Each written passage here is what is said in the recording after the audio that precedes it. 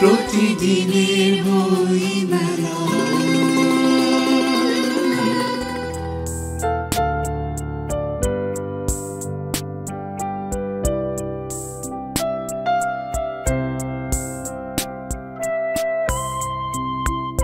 মেলায় ঘুরতে ঘুরতে দেখা হয়ে গেল লেখক মোহাম্মদ সাইদুল হাসানের সাথে।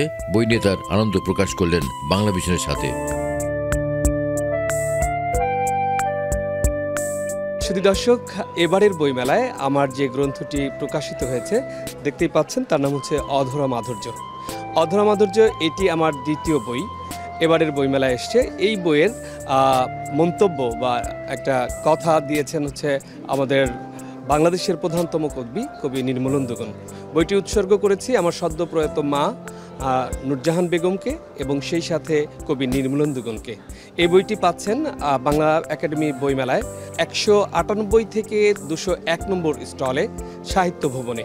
এর বাইরেও আরও কিছু বই আমার রয়েছে, সেই বইগুলো পাচ্ছেন রামন প্রকাশনীতে, ওখানেও বেশ কিছু বই আমার রয়েছে।